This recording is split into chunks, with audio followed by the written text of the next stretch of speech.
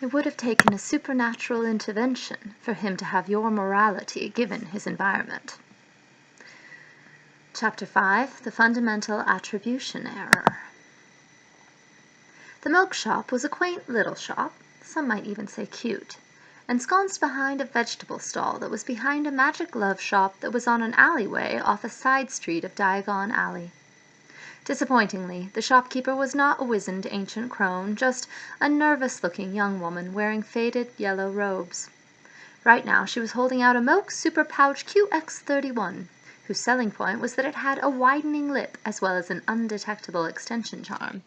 You could actually fit big things in it, though the total volume was still limited. Harry had insisted on coming here straight away, first thing. Insisted as hard as he thought he could without making Professor McGonagall suspicious. Harry had something he needed to put into the pouch as soon as possible. It wasn't the bag of galleons that Professor McGonagall had allowed him to withdraw from Gringotts. It was all the other galleons that Harry had surreptitiously shoved into his pocket after falling into a heap of gold coins. That had been a real accident, but Harry was never one to discard an opportunity, though it had been really more of a spur-of-the-moment thing. Ever since, Harry had been awkwardly carrying the allowed bag of galleons next to his trouser pocket, so that any jingling would seem to come from the right place. This still left the question of how he was actually going to get the other coins into the pouch without getting caught. The golden coins might have been his, but they were still stolen. Self-stolen? Auto-thieved? Harry looked up from the Moke Super Pouch QX31 on the counter in front of him. "Can I try this for a bit? To make sure it works, reliably?" He widened his eyes in an expression of boyish, playful innocence. Sure enough, after 10 repetitions of putting the coin bag into the pouch, reaching in, whispering, "Bag of gold," and taking it out, Professor McGonagall took a step away and began examining some of the other items in the shop, and the shopkeeper turned her head to watch. Harry dropped the bag of gold into the mokeskin pouch with his left hand. His right hand came out of his pocket, tightly holding some of the gold coins, reached into the mokeskin pouch, dropped the loose galleons, and, with a whisper of "bag of gold," retrieved the original bag. Then the bag went back into his left hand to be dropped in again, and Harry's right hand went back into his pocket. Professor McGonagall looked back at him once, but Harry managed to avoid freezing or flinching, and she didn't seem to notice anything, though you never did quite know with the adults that had a sense of humor. It took 3 iterations to get the job done, and Harry guessed he'd managed to steal maybe 30 galleons from himself. Harry reached up, wiped a bit of sweat from his forehead, and exhaled. "I'd like this one, please." 15 galleons lighter, twice the price of a wizard's wand apparently, and 1 Moke Super Pouch QX31 heavier, Harry and Professor McGonagall pushed their way out of the door. The door formed a hand and waved goodbye to them as they left, extruding its arm in a way that made Harry feel a bit queasy. And then, unfortunately, "Are you really Harry Potter?" whispered the old man, one huge tear sliding down his cheeks. "You wouldn't lie about that, would you?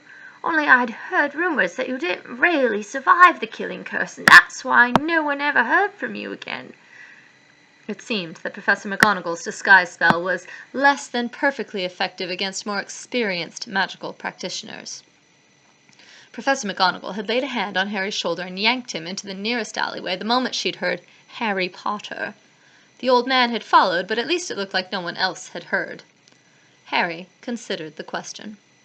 Was he really Harry Potter? "I only know what other people have told me," Harry said. "It's not like I remember being born." His hand brushed his forehead. "I've had this scar as long as I remember, and I've been told my name was Harry Potter as long as I remember. But," Harry said thoughtfully, "if there's already sufficient cause to postulate a conspiracy, there's no reason why they wouldn't just find another orphan and raise him to believe that he was Harry Potter." Professor McGonagall drew her hand over her face in exasperation. "You look just about exactly like your father, James, the first year he attended Hogwarts, and I can attest on the basis of personality alone that you are related to the scourge of Gryffindor." "She could be in on it too," Harry observed. "Oh no," quavered the old man. "She's right. You have your mother's eyes." Harry frowned. "I suppose you could be in on it too, Enough, Mr. Potter." The old man raised up a hand as if to touch Harry, but then let it fall. "I'm just glad that you're alive," he murmured. "Thank you, Harry Potter. Thank you for what you did. I'll leave you alone now." And his cane slowly tapped away out the alley and down the main street of Diagon Alley. The professor looked around, her expression tense and grim. Harry automatically looked around himself, but the alley seemed empty of all but old leaves, and from the mouth leading out into Diagon Alley, only swiftly striding passerbys could be seen. Finally, Professor McGonagall seemed to relax. "That was not well done," she said in a low voice. "I know you're not used to this, Mr. Potter, but people do care about you. Please be kind to them." Harry looked down at his shoes. "They shouldn't," he said with a tinge of bitterness. "Care about me, I mean." "You saved them from you-know-who," said Professor McGonagall. "How should they not care?" Harry looked up at the witch lady's strict expression beneath her pointed hat, and sighed. "I suppose there's no chance that if I said fundamental attribution error, you'd have any idea what that meant?" "No," said the professor, in her precise accent. "But please explain, Mr. Potter, if you would be so kind." "Well," Harry said, trying to figure out how to describe that particular bit of Muggle science. "Suppose you come into work and you see your colleague kicking his desk. You think, what an angry person he must be. Your colleague is thinking about how someone bumped him into a wall on the way to work and shouted at him. Anyone would be angry at that, he thinks. When we look at others, we see personality traits that explain their behavior. But when we look at ourselves, we see circumstances that explain our behavior. People's stories make internal sense to them from the inside, but we don't see people's histories trailing behind them in the air. We only see them in one situation, and we don't know what they would be like in a different situation. So the fundamental attribution error is that we explain by permanent enduring traits that which would be better explained by circumstance and context. There were some elegant experiments which confirmed this, but Harry wasn't about to go into them. The witch's eyebrows drew up underneath her hat's brim. "I think I understand," Professor McGonagall said slowly. "But what does that have to do with you?" Harry kicked the brick wall of the alley hard enough to make his foot hurt. "People think that I saved them from you-know-who because I'm some kind of great warrior of the light." "The one with the power to vanquish the Dark Lord," murmured the witch, a strange irony leavening her voice. "Yes," Harry said, annoyance and frustration warring in him. "Like I destroyed the Dark Lord because I have some kind of permanent, enduring destroy the Dark Lord trait. I was 15 months old at the time. I don't know what happened, but I would suppose it had something to do with, as the saying goes, contingent environmental circumstances, and certainly nothing to do with my personality. People don't care about me. They aren't even paying attention to me. They want to shake hands with a bad explanation." Harry paused and looked at McGonagall. "Do you know what really happened?" "I have formed an idea," said Professor McGonagall. "After meeting you, that is." "Yes?" "You triumphed over the Dark Lord by being more awful than he was, and survived the killing curse by being more terrible than death." "Ha, ha, ha!" Harry kicked the wall again. Professor McGonagall chuckled. "Let's get you to Madame Malkin's next. I fear your Muggle clothing may be attracting attention." They ran into 2 more well-wishers along the way. Madame Malkin's robes had a genuinely boring shop front. Ordinary red brick, glass windows showing plain black robes within. Not robes that shone, or changed, or spun, or radiated strange rays that seemed to go right through your shirt and tickle you. Just plain black robes, that was all you could see through the windows. The door was propped wide open, as if to advertise that there were no secrets here, and nothing to hide. "I'm going to go off for a few minutes while you get fitted for your robes," said Professor McGonagall. "Will you be all right, Mr. Potter?"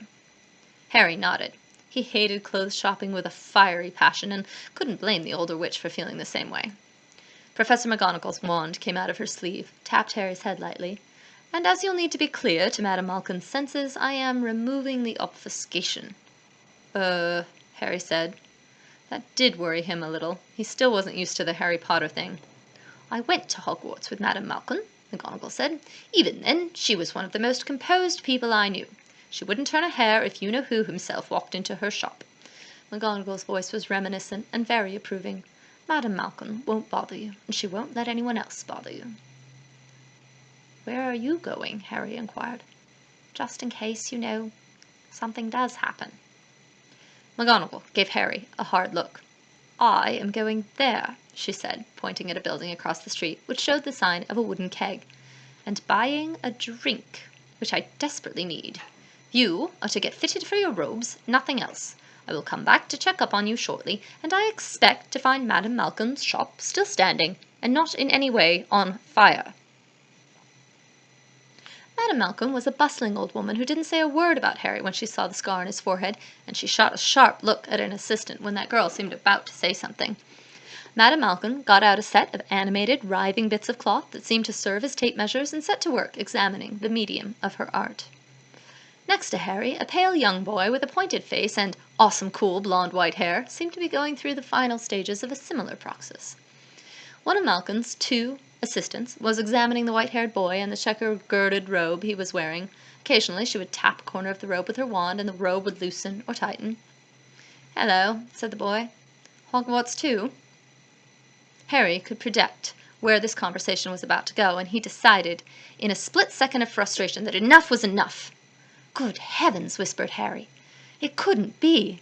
He let his eyes widen. "Your name, sir?" "Draco Malfoy," said Draco Malfoy, looking slightly puzzled. "It is you! Draco Malfoy! I never thought I'd be so honored, sir!" Harry wished he could make tears come out of his eyes. The others usually started crying at around this point. "Oh," said Draco, sounding a little confused. Then his lips stretched in a smug smile. "It's good to meet someone who knows his place." One of the assistants, the one who'd seemed to recognize Harry, made a muffled, choking sound. Harry burbled on. "I'm delighted to meet you, Mr. Malfoy, just unutterably delighted. And to be attending Hogwarts in your very year, it makes my heart swoon." Whoops, that last part might have sounded a little odd, like he was flirting with Draco or something. "And I am pleased to learn that I shall be treated with the respect due to the family of Malfoy," the other boy lobbed back, accompanied by a smile such as the highest of kings might bestow upon the least of his subjects, if that subject were honest, though poor. Damn. Harry was having trouble thinking up his next line. Well, everyone did want to shake the hand of Harry Potter, so... "When my clothes are fitted, sir, might you deign to shake my hand? I should wish nothing more to put the capper upon this day, nay, this month, indeed my whole lifetime." The white, blonde-haired boy glared in return. "And what have you done for the Malfoys that entitles you to such a favor?" "Oh, I am so totally trying this routine on the next person who wants to shake my hand." Harry bowed his head. "No, no, sir, I understand. I'm sorry for asking. I should be honored to clean your boots, rather." "Indeed," snapped the other boy. His stern face lightened somehow. "Tell me, what house do you think you might be sorted into? I'm bound for Slytherin House, of course, like my father Lucius before me. And for you, I'd guess House Hufflepuff, or possibly House Elf." Harry grinned sheepishly. "Professor McGonagall says I'm the most Ravenclaw person she's ever seen or heard tell of in legend, so much so that Rowena herself would tell me to get out more, whatever that means, and that I'll undoubtedly end up in Ravenclaw House if the hat isn't screaming too loudly for the rest of us to make out any words. End quote." "Wow," said Draco Malfoy, sounding slightly impressed. The boy gave a sort of wistful sigh. "Your flattery was great, or I thought so anyway. You'd do well in Slytherin House, too. Usually it's only my father who gets that sort of groveling. I'm hoping the other Slytherins will suck up to me now I'm at Hogwarts. I guess this is a good sign, then." Harry coughed. "Actually, sorry, I've got no idea who you really are." "Oh, come on!" the boy said with fierce disappointment. "Why'd you go and do that, then?" Draco's eyes widened with sudden suspicion. "And how do you not know about the Malfoys? And what are those clothes you're wearing? Are your parents Muggles?" "2 of my parents are dead," Harry said. His heart twinged when he put it that way. "My other 2 parents are Muggles, and they're the ones that raised me." "What?" said Draco. "Who are you?" "Harry Potter, pleased to meet you." "Harry Potter!" gasped Draco. "The Harry—" And the boy cut off abruptly. There was a brief silence. Then, with bright enthusiasm, "Harry Potter? The Harry Potter? Gosh, I've always wanted to meet you!" Draco's attendant emitted a sound like she was strangling, but kept on with her work, lifting Draco's arms to carefully remove the checkered robe. "Shut up," Harry suggested. "Can I have your autograph?" "No, wait, I want a picture with you first." "Shut up, shut up, shut up, shut up. I'm just so delighted to meet you." "Burst into flames and die." "But you're Harry Potter, the glorious savior of the wizarding world, everyone's hero, Harry Potter. I've always wanted to be just like you when I grow up so I can—" Draco cut off the words in mid-sentence, his face freezing in absolute horror. Tall, white-haired, coldly elegant, in black robes of the finest quality, one hand gripping a silver-handled cane which took on the character of a deadly weapon just by being in that hand. His eyes regarded the room with the dispassionate quality of an executioner, a man to whom killing was not painful, or even deliciously forbidden, but just a routine activity like breathing. That was the man who had just that moment strolled in through the open door. "Draco," said the man, low and very angry, "what are you saying?" In one split second of sympathetic panic, Harry formulated a rescue plan. "Lucius Malfoy!" gasped Harry Potter. "The Lucius Malfoy!" One of Malcolm's assistants had to turn away and face the wall. Coolly murderous eyes regarded him. "Harry Potter, I am so honored to meet you." The dark eyes widened, shocked surprise replacing deadly threat. "Your son has been telling me all about you," Harry gushed on, hardly even knowing what was coming out of his mouth, but just talking as fast as possible. "But of course I knew all about you before then. Everyone knows about you, the great Lucius Malfoy, the most honored laureate of all the House of Slytherin. I've been thinking about trying to get into Slytherin House myself, just because I heard you were in it as a child." "What are you saying, Mr. Potter?" came a near scream from outside the shop, and Professor McGonagall burst in a second later. There was such pure horror on her face that Harry's mouth opened automatically and then blocked on nothing to say. "Professor McGonagall!" cried Draco. "Is it really you? I've heard so much about you from my father. I've been thinking of trying to get sorted into Gryffindor so I can—" "What?" bellowed Lucius Malfoy and Professor McGonagall in perfect unison, standing side by side.